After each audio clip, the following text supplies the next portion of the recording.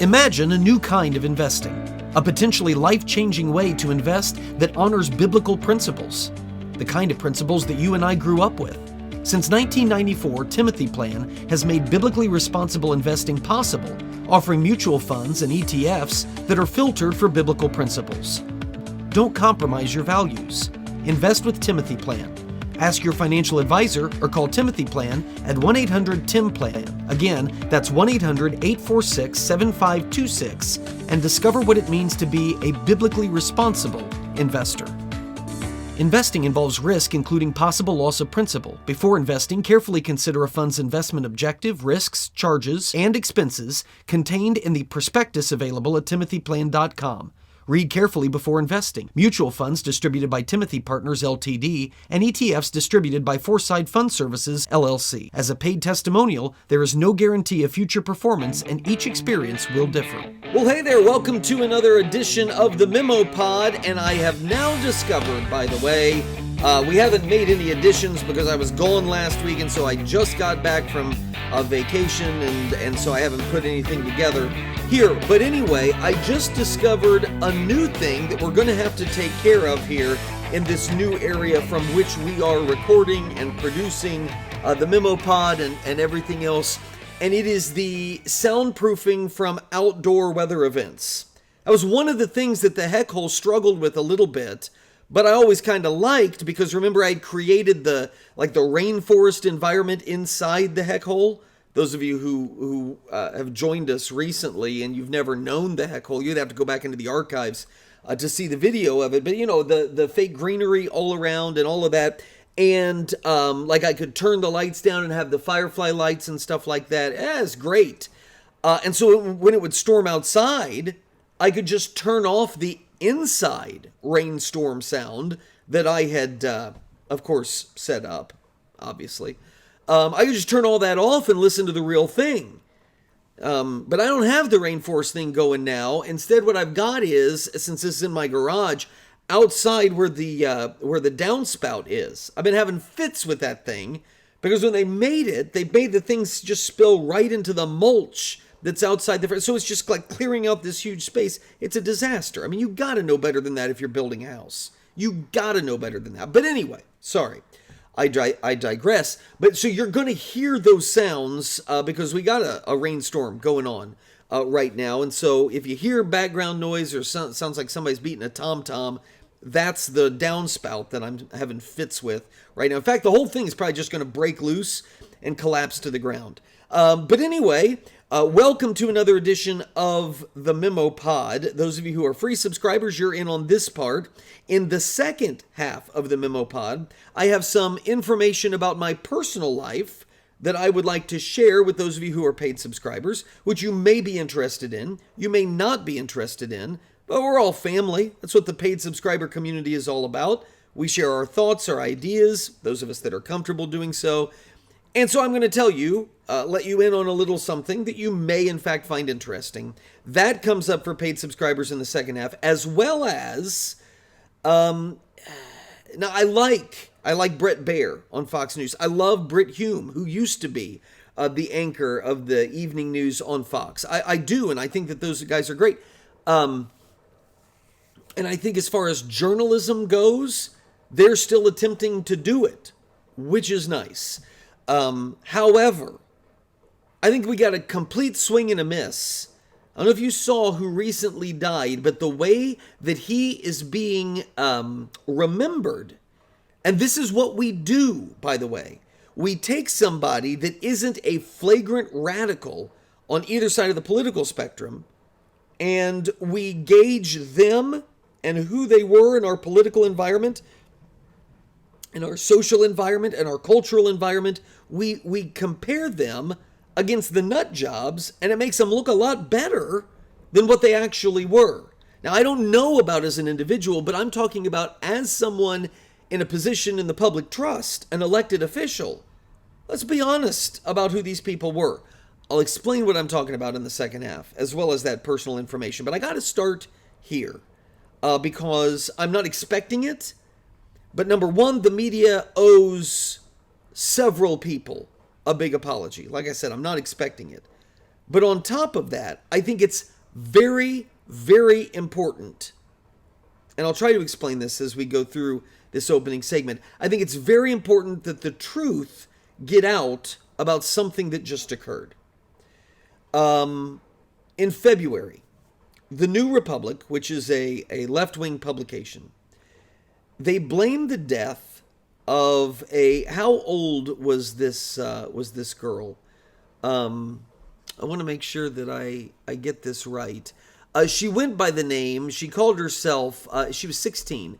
She called herself Nex Benedict. That was not her name. Her name was not Nex. Her name was Dagny. Dagny Benedict died. She was a self-described, self-identified, non-binary individual, meaning she was gender and sexual confused. That's the reality. She was a girl, but she believed herself to be and pretended to be non-binary, meaning that she did not believe that God had created her female. She didn't believe that God created her male. She didn't believe God created her either of those things and came up with the idea that she wasn't either, which of course is not scientifically possible. It's not rationally possible. But since we're now in an era where there is no moral grounding, we all go around and say, well, you just make it up for yourself, whatever you're content to do. So the New Republic finds out, as many do, about this girl, Dagny Benedict's death. She died a day after a fight in a bathroom at her school. And this is what the headline read. Quote, Oklahoma Republicans passed a bathroom bill. Now a trans kid is dead. That was their headline.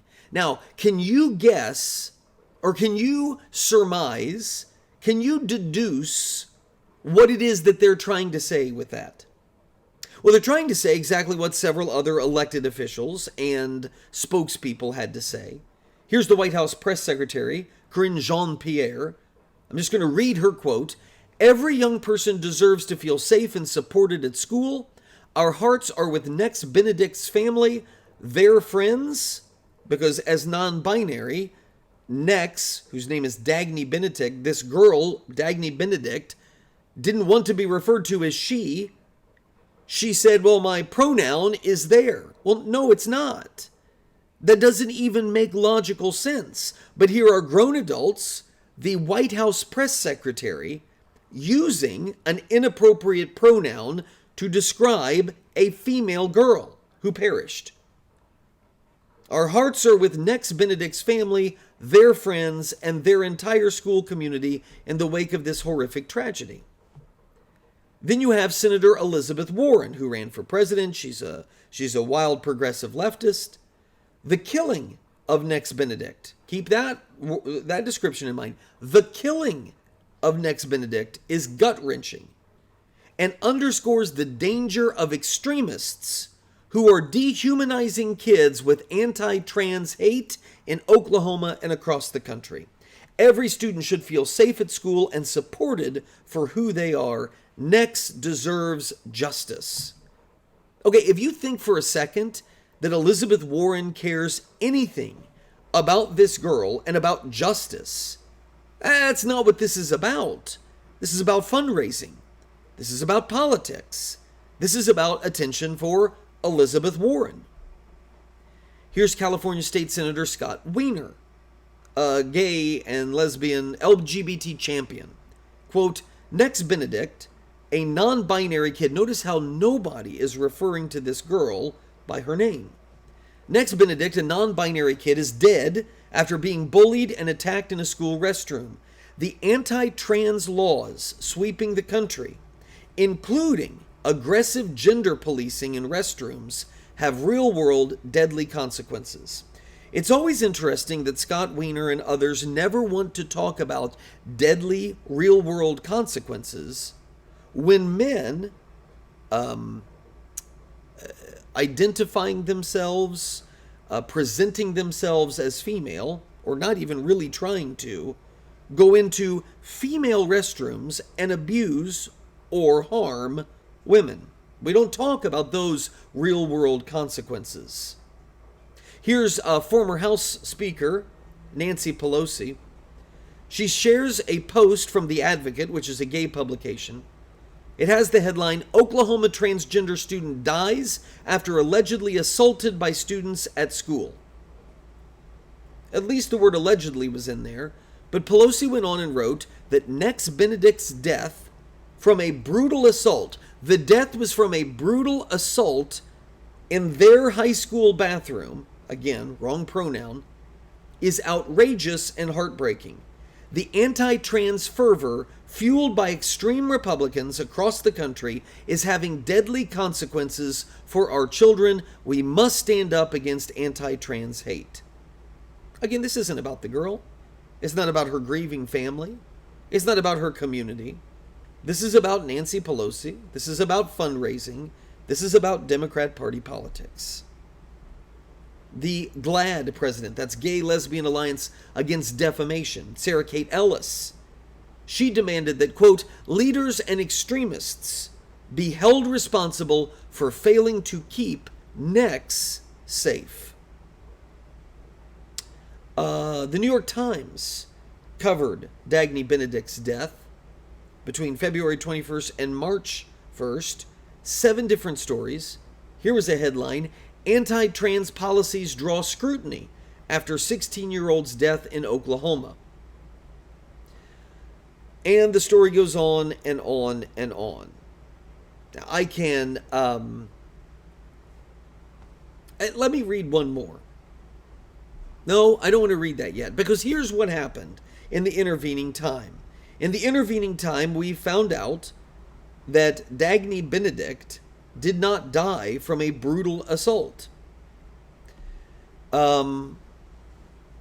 Benedict did have an altercation in the girls' bathroom of, and I think the name of the school was Owasso High School in Oklahoma.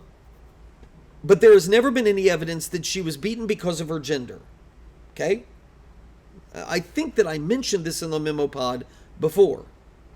Preliminary autopsy reports, the preliminary reports, when all of these people were saying what they were saying, the preliminary reports found that the teenager did not die as a result of trauma.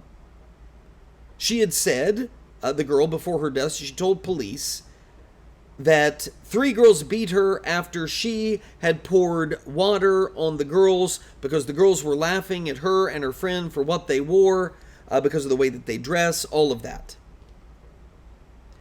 The medical examiner's report indicates she suffered from, quote, bipolar disorder, depression, anxiety, self-harm, meaning that she would cut herself, chronic tobacco abuse, chronic marijuana use.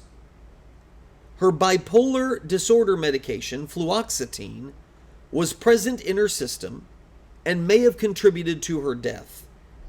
In addition, the full autopsy is now out, and it has been ruled a suicide. There was massive amounts of Benadryl in the teenager's blood. The American College of Toxicology reports that she could have consumed between 50 and 100 Benadryl pills before her death. Okay, so first things first. The death is still a horrific tragedy. She wasn't murdered, but her death is a tragedy. Especially when you find out that this girl suffered from extraordinary mental and psychological problems. And then when you realize that many of those comorbidities are fueled and enhanced by the sexual and the gender confusion that is caused by adults. Here's the best way to think of it. Best way to think of it is if this was some other mental or psychological problem. For instance, anorexia. Anorexia is a mental condition that convinces a painfully skinny person that they are morbidly obese. They grow to hate their body, they see fat on their body where there is none, and they starve themselves to death. People tell them, you're not fat, you're skinny. But they don't believe that. They see themselves as very large and obese and disgustingly big. Is anyone going to suggest, and I hesitate to even say this because we're probably getting to a point where someone will start saying this, that we are hating anorexic people when we do not affirm who they see themselves to be? Who are we to tell them that they are not morbidly obese? If that's how they see themselves, then we should affirm that. Okay, right now, I would like to venture a guess that over 90% of us would say, of course you don't tell an anorexic person that they're right, that they're fat. They need help. They're clearly not fat. So when it's another psychological condition, we understand the loving thing to do is not to facilitate the delusion. But when it is the psychological problems associated with gender dysphoria, which is an actual condition, and then these made-up conditions, that many times it's a social contagion, but whatever the cause may be, a person who is biologically and obviously a female, presenting themselves to be male, and we assume, oh, well, the right thing to do is to facilitate the delusion? Do we not think that there will be consequences to that? We talk about real-world consequences. That's what our politicians are referring to. Yes, there are. When a depressed and an anxious and a bipolar teenager who is already on medication for mental and psychological problems, when they have adults in their lives who are fueling their delusions, I don't know how those same individuals then get away with blaming other people who are telling the truth, who are offering actual counsel and help to the disturbed child, how they can get away with accusing those people of hating, and those people for being responsible for the conditions that led to their death. And now we know more. Court records obtained by Red State and other organizations revealed that this girl, Dagny Benedict, grew up with a troubled home life, which shouldn't surprise anybody. She was repeatedly sexually abused by her father. From the time she was 9 to the time that she was 11 years old before he went to prison. She was repeatedly raped and molested by her own father. She told investigators that her father anally raped her when she was 9 years old and had gone on to molest her for years. The statistics are largely hidden because we don't care about truth as a society anymore. Like Elizabeth Warren, like Nancy Pelosi, like so many others, we care about politics and fundraising, even when it means dead children. The statistics, when you find them, are alarming. I don't have any in front of me, but I would say that it is a conservative estimate to say that 90% of females who believe themselves to be transgender, that they were molested, sexually abused as children. That we're going to pretend that there is no connection that deserves to be investigated and dealt with, that there needs to be counseling to help overcome the trauma from which a young female is obviously seeking to hide from, to run away from, to get away from by changing their gender. They're trying to escape exploitation. That is the most logical, sane conclusion a person can draw.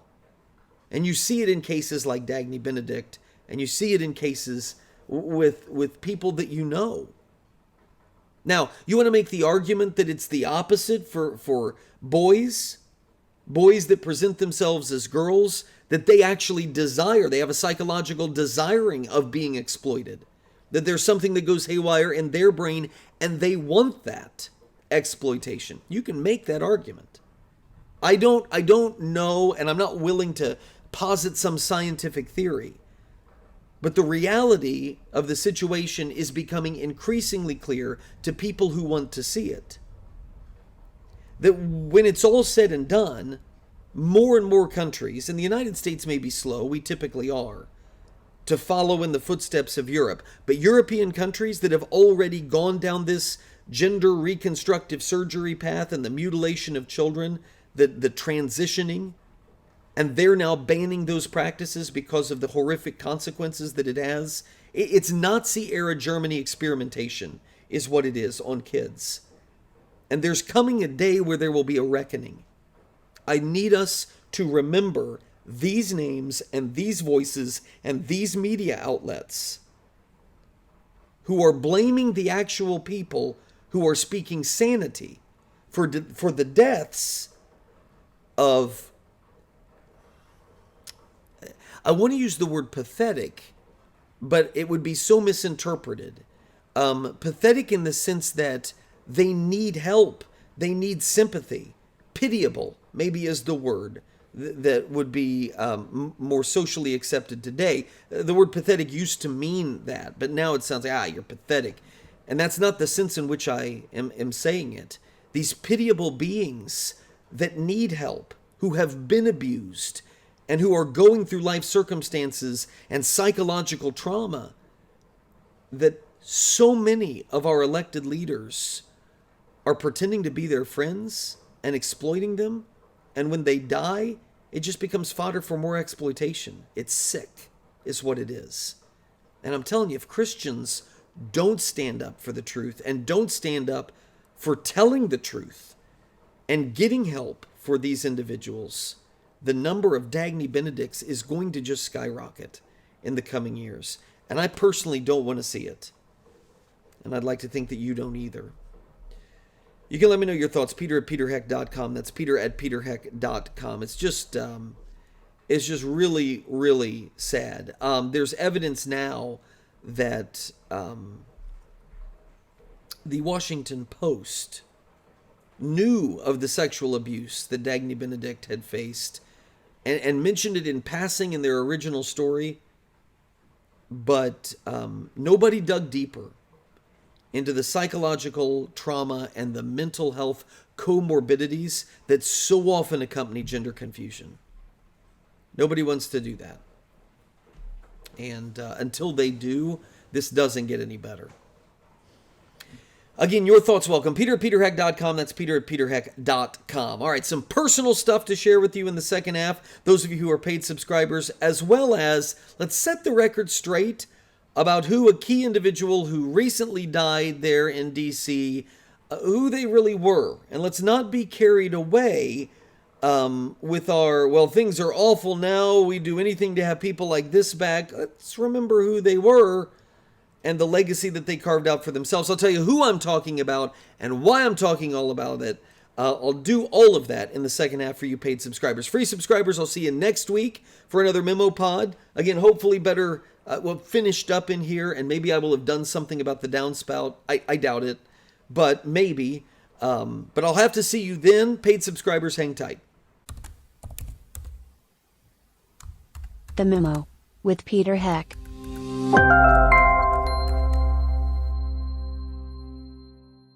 Please patronize and thank all the sponsors of the Heck podcast, including McGonagall's Buick GMC, Terrell's Auto Service, Norris Insurance, Stevens Machine, Creative Financial Center, Indiana Right to Life, Tri-Green Tractor, the Indiana Family Institute, Hartman Family Farms, Liberty Financial Group, the Wyman Group, and J. Watson Creations. Hey, welcome back to the MemoPod. Glad that you have made time for us. I want to be sure to invite you to check out our friends at Creative Financial Design. I gotta tell you, the folks at CFD have helped me immensely through the years. Yes, they've supported the ministry, which is awesome, and I love that, but they've helped me as an individual. They have helped me with my financial planning and my investments to make sure that the things that I am investing in, my mutual funds and all of that, that I'm not investing in companies and companies. Sorry, I got distracted. I just had an alert pop up on my screen that my disk space is almost full. I don't even know if I'm going to make it through this MemoPod now. I have to take care of that. But anyway, CFD has helped me immensely with all of that. Values-based investing. It's something that helps me to sleep easier at night to know where my investments are going. That I'm not making money off of these very questionable causes. Anyway, you can do that too. You can do a financial needs analysis. Just click the link to CFD that's in the email that I sent you. Or, even if you don't want to do that, and they've got advisors all over the country, so you're fine wherever you are. If you don't want to do that, just click on the link, send them an email, and thank them for supporting us. It's great. I mean, I sent you an email, the memo, and told you how much you subscribers keep us afloat. Well, CFD helps us with all of this stuff to make it happen. So make sure you thank them. And that's true for all of our sponsors. Timothy Plan, Rab Water, all of them. They're huge, and I can't thank them enough. They're such good people, and I'm beyond thrilled to be associated with them. Okay, a little personal information coming up here towards the end, but I got to start off with this. One of the things that kind of irks me a little bit is the love and the fascination that conservatives, people on my side of the political aisle, which probably the same for many of you, maybe all of you, when we jump at, or I see fellow conservatives jump at and praise Democrats and leftists when they will stand up to Democrats and leftists on one particular issue. Okay, it'll be maybe an important issue. I'll give you an example. Kristen Sinema of Arizona. Sinema was a Democrat. She has since become an independent. There's been a couple key issues that she has broken with the Democrats on, and the Democrats have treated her like trash as a result of it. Tried to primary her and get her out of there, made her life absolutely miserable. All right, yeah. So Kristen Sinema, then she must be awesome. And so you have conservatives who go out there and Republicans, and they say, oh, Kristen Sinema, we need more Democrats like her. Do we? Do you know how she normally votes? Do you know what she actually thinks about key issues? How about Joe Manchin in West Virginia? Again, Arizona, West Virginia, these are not states where it's impossible for a Republican to be elected, for a conservative to be elected. So why would conservatives in their right minds ever go to bat for somebody like Joe Manchin? Do we not know? Well, you want a Democrat like that? Well, he's got pro-life stuff to him. Do you know how much pro-abortion legislation is passed because the Democrats have had a majority? And one of the reasons that the Democrats have a majority is because Joe Manchin caucuses with the Democrats. But that's what I'm saying. If you believe that the Democrat Party stands for public policy today that is morally reprehensible, then you gotta wonder why you would be propping up and praising Democrats who support that agenda. Oh, but they opposed it. No, they may have opposed a few key popular bills, which is why you know about it, but look at the voting record of Kristen Sinema and look at the voting record of Joe Manchin. That'll kind of tell you, man. All right, here's why I'm bringing this up. Because there is a guy who always reminded me of Kermit the Frog. He was Al Gore's running mate in 2000. Remember Joe Lieberman? Joe Lieberman recently died. I think he fell. He was in his 80s, maybe 82 years old. He fell, and I know from personal experience, not falling experience, my grandma, when she died, she was 105 and in really good health. But she suffered a fall it wasn't even a nursing home that she was in. She was in a retirement center, and she fell, and she just never really truly recovered. I mean, she healed, but she never really recovered from it. Similar thing, the trauma, I think, of all of that. And her body was old and she was ready to go. And I don't know the situation with Joe Lieberman. I just know that he passed away. And in the shadow of his passing, which I want to tread lightly because there's no reason to trample the grave of somebody. And by all estimates and everything I ever saw, Joe Lieberman was an affable, nice man and loved his family and all of that. So I don't have any kind of personal problem with Joe Lieberman, and I certainly don't wish ill on his memory or anybody like that. I just think we ought to be honest about what his memory was, or what his legacy was. That's the word I was looking for. Here's why Republicans and conservatives decided that Lieberman was okay. Because in 2008, when Barack Obama was running for president, John McCain was the Republican nominee, and Joe Lieberman was like best friends with John McCain and supported him for office. He broke with his party. He supported John McCain for the White House, and the Democrats didn't like him anymore. They tried to primary him. Ned Lamont was the guy's name, and Lieberman trounced him because Lieberman was popular in Connecticut. And how do you get to be popular in Connecticut, particularly as a Democrat like Lieberman was? You vote Democrat, and you vote for the Progressive Party agenda. Well, that's exactly what Lieberman did. I mean, you start looking through, I'm constantly hearing, Lieberman was a centrist. Lieberman was a moderate. Really? And that's what I mentioned earlier. Bret Baier of Fox News and Brit Hume, formerly of Fox News, two guys that I think are very straight shooters when it comes to journalism. I respect both of them. But they are out there trumpeting, the return to civility that would happen if there were more Joe Liebermans in D.C. And we need Democrats like Joe Lieberman, this centrist, gentlemanly politics. Okay. And by the way, Joe Lieberman, he definitely talked up being a centrist. He had a whole book that was talking about his centrist solution to politics. But the thing is, Joe Lieberman supported the radical Democrat position on abortion. He would vote with them all the time on that. Racial quotas. Joe Lieberman was fine with racial quotas. Gay marriage. He had some reservations, but he supported gay marriage and the breakdown of the nuclear family. That's Joe Lieberman. To me, that's not centrist. To me, that's a progressive. Now, it may not be an in-your-face Ayanna Pressley or AOC. It may not be even Chuck Schumer style of in-your-face progressivism, but he's still voting the same way. He's still enacting the same public policy and inflicting it on all of us. Where did people come up with the idea that he held conservative or centrist positions? As far as I can tell, there's one issue.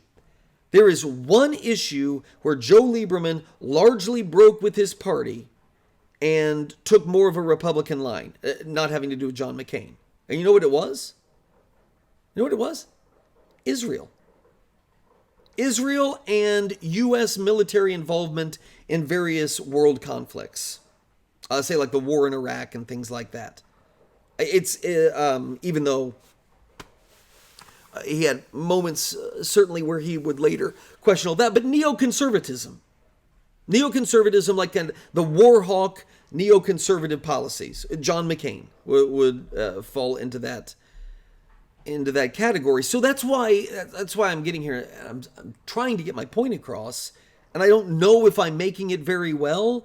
I just think we need to be honest about people. But here's what we do. We look at Joe Lieberman and say, man, I'd much rather have somebody like that than somebody like Nancy Pelosi or somebody like Adam Schiff. We come up with the names and we're comparing Joe Lieberman with radical leftists, all right, maybe he's not as obnoxious personally, but how different is their voting record? If all you saw was what they voted for, not the way that they spoke and not the cameras that they tried to get themselves in front of and not the excessive tweets where they shoot off at the mouth and say dumb things that they don't mean to say, because by all accounts, Lieberman was far more measured. But does he end up voting the same way as those folks that we call the radical nuts? If so, why would we want more of that in D.C.? If you want more calm, measured attitudes and speakers, then say that. But let's not say we need more Joe Liebermans in D.C. I don't want more prohibition. That's a Freudian slip. I don't want more prohibition. Give me the booze, baby. No, I don't want more pro-abortion politicians in D.C., whether they're kind about their support of feticide or they're angry about it. I don't want it.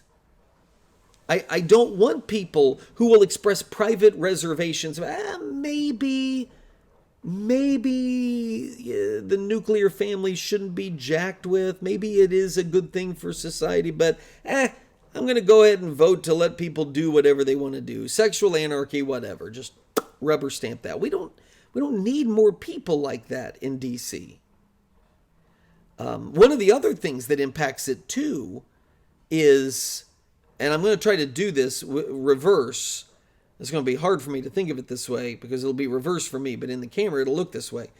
If this is the center point, okay, I'll use one hand. If this is the center point, this would be left for you, yes?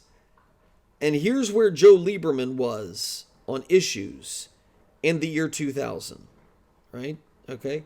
He is a leftist in 2000, running with Al Gore. But what has happened since the year 2000? The center point, what is regarded as centrism, has shifted dramatically this way. So in that sense, because the center point, because people have pushed more radical to the left, and even conservatives have given in on key issues, and so they've been moving this way. So the whole center line has moved this way.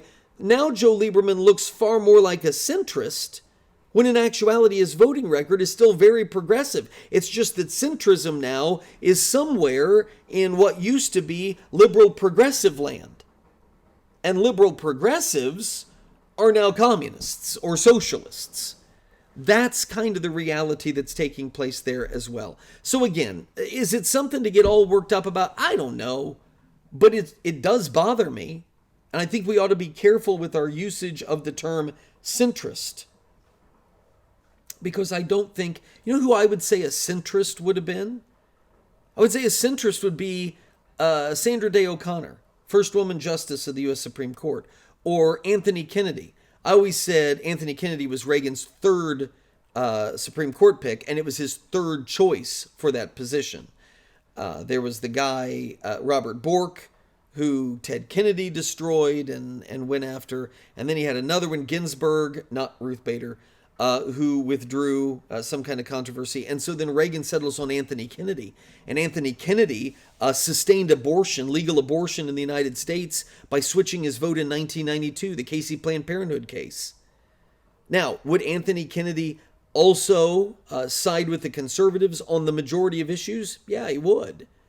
But to me, somebody like Anthony Kennedy or Sandra Day O'Connor, those would be people I would say that's centrism. At times I felt like Anthony Kennedy just didn't really know what he thought about anything and would literally decide one thing this year and then next year would be taking the complete opposite side, undermining the entire judicial philosophy he used for the first case. But anyway, that's centrism. I don't think that the term is applied very accurately or fairly these days. And certainly isn't when we start talking Joe Lieberman. Okay, so I wanted to tell you this, little personal information before we go. You may not care at all, but I do care. We've been married 17 years now, Jenny and I, and I've changed a lot in the last 6 months or so, maybe even less than that, maybe 3 months. But realized how jacked up a lot of my priorities were. And the way that I was living, to say family is the most important, and Jenny's the most important relationship in my life, earthly relationship. All of that sounds good, and I meant all of it, but I didn't live that way. And I got tired of not living that way, and the Holy Spirit got tired of letting me live that way, and just kind of rearranged priorities for me, opened my eyes to some things that I wasn't anticipating him opening my eyes to. And so this last week, after we got back from vacation, we took another quick trip. My former minister was in Tennessee with his family, and we asked him if he'd be willing to do it, and we drove down and renewed our wedding vows in front of our kids. And it was a really, really neat thing. It's awesome to be 17 years into your marriage, and I told her this, I've never been as in love with her as I am right now, and it's pretty cool. So I just wanted to share that with you, because you're all my friends, and not just because you pay me. Okay, let's be clear about that. You're not paying me to be your friend. I see us as having common values and interests, and that's why I think that you'll care. And that's why I'm not sharing it with everybody, because I don't want to hear everybody else's opinion. But I'm pretty excited about it, and I wanted to tell you. So that's what's been going on. And that's another reason why all of this stuff isn't done yet. And I've got downspout issues, because priorities are a little different. There's still time for all of that stuff, but just making time to do things together. And it's what I've always preferred. And that's what's wild. Like, I always preferred being with her and running errands with her. But I always thought, okay, Jenny's going to run to Meijer or to Walmart to get something. That'll give me 30 minutes. I can get another column written. Yeah, I could. But if Jenny really is the most important thing in my life, why not go with her? Have conversation. Talk about stuff. And foster that relationship. So anyway, it's good. It's good. And that's where I am now. So I wanted to share it with all of you. And again, if you don't care, just don't tell me. All right? Emails, as always, peterpeterheck.com. That's peterpeterheck.com. Appreciate your feedback. Still some coming in from that memo I sent you on Monday. If you haven't checked it yet, I asked some key questions about potential changes and all of that. And so you can get into that memo and send me those responses that way. So that'd be awesome. I'll tell you what else is going to be awesome this weekend. So get out there, enjoy it, and I'll see you on Monday for another memo. Adios.